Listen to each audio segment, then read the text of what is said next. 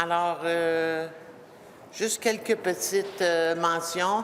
Tout d'abord, vous savez que j'ai déposé le projet de loi 898 pour mieux encadrer la détermination de l'urgence sanitaire. J'ai fait une motion mardi pour que le gouvernement appelle le projet de loi, qu'on l'adopte rapidement pour qu'on puisse mettre un terme au régime actuel. Et j'étais très heureuse hier de la motion du mercredi où tous les partis de l'opposition ont réclamé des modifications, ont réclamé que l'Assemblée nationale reprenne ses pouvoirs et que la démocratie puisse s'exercer d'une façon naturelle et efficace. Alors, j'étais très contente. Je les remercie, les oppositions, de nous appuyer, d'appuyer mon projet de loi. Et j'ai bien l'intention de continuer d'insister jusqu'à ce que le gouvernement l'appelle, parce que c'est impensable qu'on continue à gouverner comme c'est fait actuellement, sans reddition de compte aucune. C'est pas normal et c'est malsain. Peut-être, Éric, tu voudrais rajouter des petites choses? Merci beaucoup, Claire. Oui, effectivement, je voulais dire aujourd'hui qu'on est très heureux de voir que l'idée de mettre fin à l'état d'urgence sanitaire progresse au Québec. Je pense qu'il faut le faire en toute bonne foi, non partisan. Puis il y en a qui arrivent tard. Ça fait 19 mois quand même que certains des politiciens, des élus hier, qui sont sortis contre l'état d'urgence sanitaire, qu'ils appuient bec et ongle le gouvernement, même des fois de façon plus importante que le gouvernement lui-même, et de voir que là, il commence à y avoir un virage, une division dans l'espèce de coalition pro-mesures sanitaires, pro-état d'urgence sanitaire. Je pense que c'est une excellente nouvelle pour le Québec, pour ce qui se passe à l'Assemblée nationale. Le projet de loi de Claire, évidemment, et sa motion de mardi ont grandement contribué. Je la remercie, je l'en félicite. Je veux aussi revenir sur l'incident qui a eu lieu hier au sujet des complotistes. Vous savez que c'est un qualificatif qui a été donné à plusieurs personnes d'entre nous qui avons critiqué le gouvernement ces derniers temps. Hier, ça a été au tour des libéraux d'y goûter. Je veux juste vous rappeler que le Parti libéral, jusqu'à très récemment, réclamait un état d'urgence sanitaire. Il voulait le maintenir même de façon plus forte que le gouvernement. Je veux vous rappeler que ce même Parti libéral était celui qui proposait la vaccination obligatoire non seulement des employés du système de santé, mais de tous les employés de l'État. Je veux vous rappeler que ce même Parti libéral aussi était celui qui, avant même la CAQ, a commencé à réclamer l'obligation d'un passeport vaccinal au Québec. La chef Dominique Anglade appelait ça même le passeport liberté. Et ces gens-là, aujourd'hui, en sont rendus à se faire traiter de complotistes par un gouvernement qui n'accepte aucune forme de critique, aucune forme de remise en doute de ce qu'il est en train de faire. C'est quand même assez particulier. C'est là qu'on voit que l'accusation, le qualificatif, est un instrument pour dénoncer des adversaires politiques bien davantage que pour qualifier des gens véritablement de ce qu'ils sont. Et je veux aussi, avant de terminer, parler un peu du projet de loi qui va être déposé aujourd'hui au sujet des médecins. Je pense que c'est important parce que le gouvernement, encore une fois, est encore en train de diviser la population, est encore en train de prendre un sous-groupe dans la population pour essayer de taper dessus et imposer des mesures coercitives. Hier, c'était les infirmières. Aujourd'hui, c'est les médecins. La semaine passée, c'était les non-vaccinés. Ce gouvernement-là a une méthode de travail très particulière, c'est-à-dire que c'est toujours un sous-groupe qui est responsable de tout. On essaie d'avoir l'approbation de la majorité et on tape dessus sur la place publique. C'est assez déplorable la façon dont ils divisent le Québec et malheureusement, on va en avoir une autre démonstration dans quelques heures quand M. Dubé va présenter son nouveau projet de loi. Et maintenant, si vous avez des questions, je suis prête à répondre. Qu'est-ce que vous proposez pour... Est-ce que c'est normal pour vous qu'il y ait 800 000 Québécois qui cherchent un médecin et les délais d'attente? C'est pas normal. Vous avez tout à fait raison. Et d'ailleurs, c'est pour ça qu'on a présenté une proposition en matière de santé qui est assez exhaustive, qui va être adoptée par nos membres en congrès les 20 et 21 novembre prochains. On propose notamment la solution à moyen terme, c'est vraiment pas une solution à court terme, mais nous, on pense qu'il faut embaucher de 2 à 3 000 médecins supplémentaires et commencer à ouvrir donc les facultés de médecine pour assurer la formation d'un nombre accru de médecins. Deuxièmement, vous savez que le Parti conservateur du Québec prône 2 choses essentiellement dans le système de santé actuel. D'abord, une grande décentralisation, et là-dessus, on est très curieux de voir ce que la CAQ va enfin proposer à ce sujet-là au cours des prochaines semaines. Et la deuxième chose, c'est la concurrence. Nous, on pense qu'il faut avoir un système de santé parallèle public-privé pour instaurer un mode de concurrence à l'intérieur du système. Donc, c'est nos propositions à cet égard-là en matière de santé pour améliorer l'offre. Et quand vous dites que ce n'est pas acceptable, moi, je ne pense pas que la solution d'obliger des médecins à faire davantage d'heures va être nécessairement la bonne. En fait, je pense même qu'elle peut être contre-productive. Plusieurs médecins, présentement, c'est vrai qu'ils n'ont pas un nombre très élevé de patients, mais regardez qui sont ces médecins. Est-ce qu'il y a des médecins là-dedans, c'est parce qu'ils travaillent plus longtemps aux urgences et aux soins intensifs? Est-ce qu'il y a des gens là-dedans qui sont en congé parental? Est-ce qu'il y a des médecins qui sont en phasing out, entre guillemets, excusez-moi l'expression en anglais, mais est-ce qu'il y a des médecins qui sont en train de faire tranquillement une retraite, une pré-retraite? Et si on commence à éliminer ces gens-là du système, est-ce que ça va être plus productif ou encore moins productif? Donc, c'est des questions qu'on va avoir à poser au ministre de la Santé quand il aura déposé son projet de loi. Justement à la fois. Est-ce que votre plan inclut des hôpitaux privés? Oui. Est-ce qu'on est? Votre plateforme de santé inclut des hôpitaux privés. Je pourrais vous envoyer la copie de ce qui a été présenté à nos membres cette semaine. Vous l'avez vu. Effectivement, nous, on pense que on s'inspire beaucoup des modèles européens. Vous allez voir en congrès, c'est ce dont on va débattre.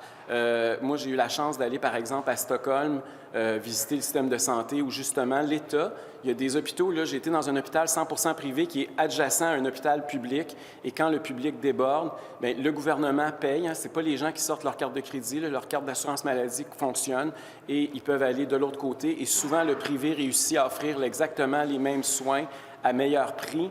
Et il y a une concurrence qui est, pour nous, qui est productive, qui est créative et qui permet aussi aux employés d'avoir un plus grand respect de la part de leur employeur qui se battent pour les maintenir. Parce que ça, je veux dire ça, c'est assez exceptionnel qu'un chef conservateur, un gars de droite comme moi, qui a écrit un livre qui s'appelle « Libérez-nous des syndicats », je me porte aujourd'hui à la défense des syndicats en matière de santé parce que c'est plus une question de gauche-droite, c'est plus une question d'être pour ou contre le syndicalisme ou le corporatisme syndical. C'est une question de conditions de vie humaine.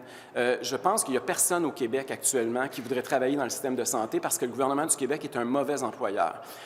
Moi, quand je vois une mère de famille qui, après son quart de travail, est obligée de rester 8 heures supplémentaires, puis elle se fait dire qu'elle ne peut même pas aller chercher son enfant à l'école, puis l'amener souper à la maison, puis qu'elle est obligée de rester là jusqu'à minuit, puis que sinon, on la menace de perdre son emploi, c'est quoi ça?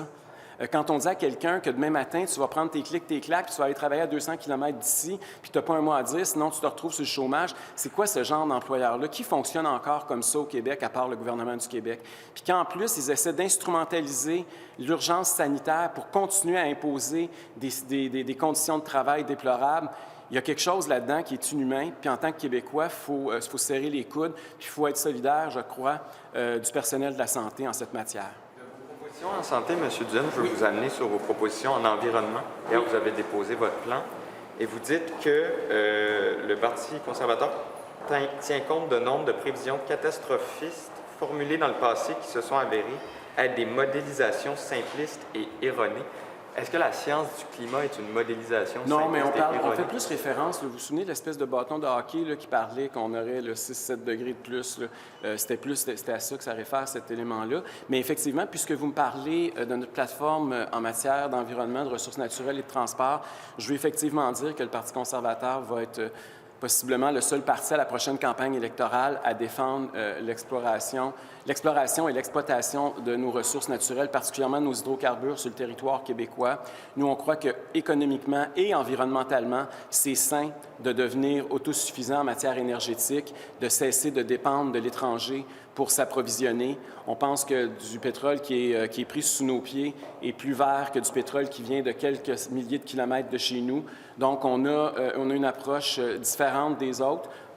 Moi, j'ai lu, mais c'est même François Legault qui en partie m'a convaincu avec son livre lorsqu'il parlait. Il y avait son chapitre consacré aux hydrocarbures où il parle du Québec qui veut devenir la Norvège d'Amérique. Je pense que M. Legault devrait retourner à ses premiers écrits. Tant qu'à moi, ils étaient plus pertinents que ses politiques actuelles.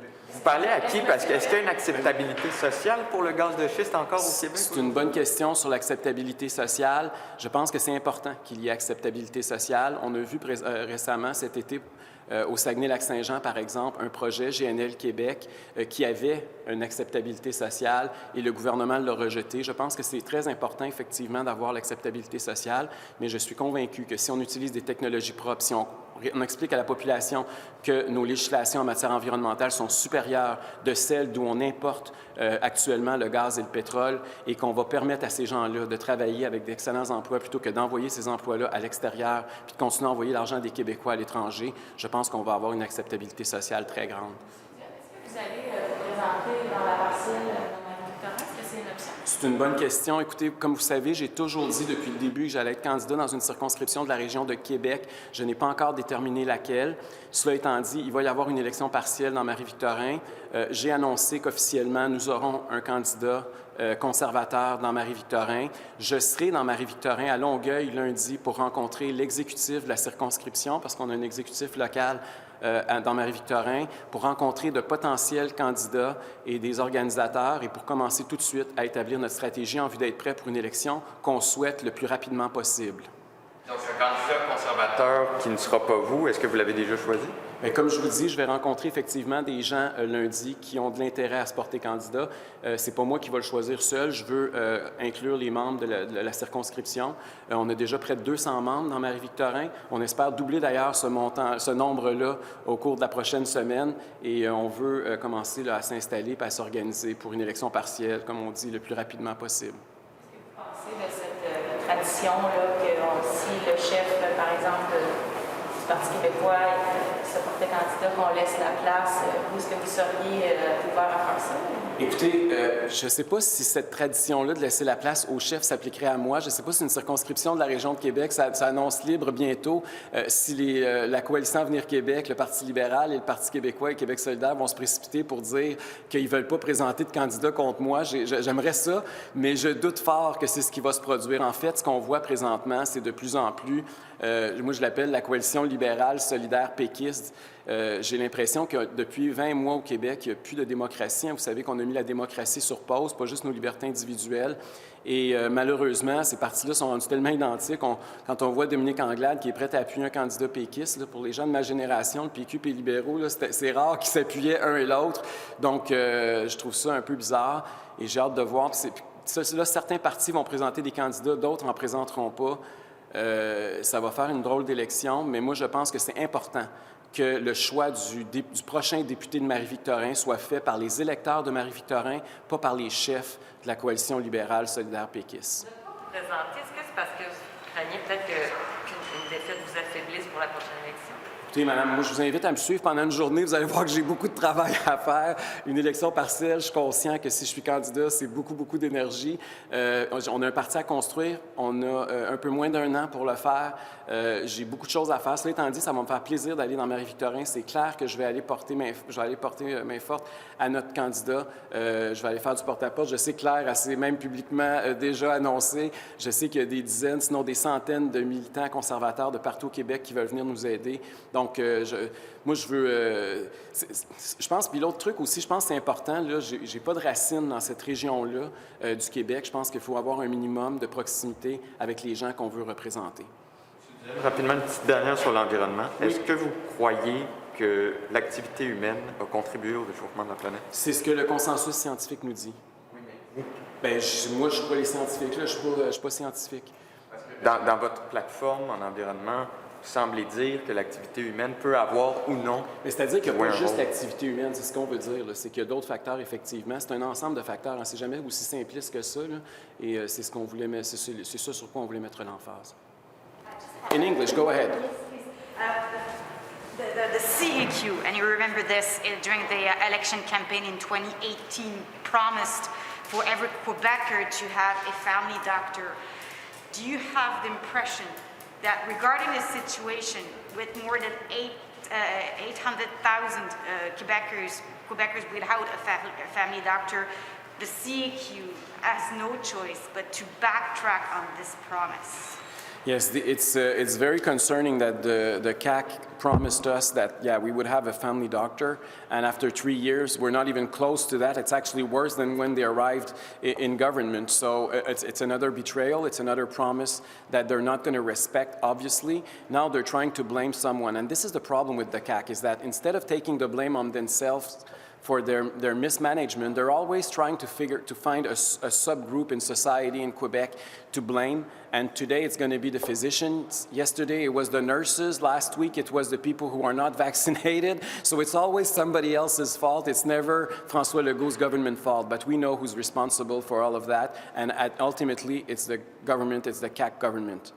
They were negotiations, but for since 3 or 2 weeks, Dr. Godin told us yesterday that there was no really discussion with the government. Are you in favor of penalties if there are No. penalties in the bill? The Conservative Party of Quebec is not in favor of penalties. We do not believe that it's by coercive measures that we would solve the problem. We do believe that we need to increase the number of physicians in Quebec. We're going to have our convention that is next week, and the Conservative Party is proposing to increase the number of physicians from 2,000 or 3,000 a year overall. But we understand that in the short term we need to do something. But if we go the way the government is proposing now, we're even concerned that it could be even worse than it is currently, because there's some of those physicians who are already working in the emergencies. Others are having parental leaves. Others are seniors that are phasing out and are only working 20, 30 hours a week, and now we're going to say you can't work anymore. So at the end of the day, it might get even worse than the current situation that is already dramatic. My last question would be, Mr. Duhem, after all those years, with the situation we have, don't you think it's about time for coercive measures? Well, not at all. We do believe that competition would be better. As you know, the Conservative Party of Quebec is the only party in Quebec right now that is proposing to have a fair place for the private sector in healthcare, like in many European countries that are inspiring us, and we think that's the way to go, not by bashing the physicians like they're going to do in their bill today. Thank you very much. Merci. Bonne journée.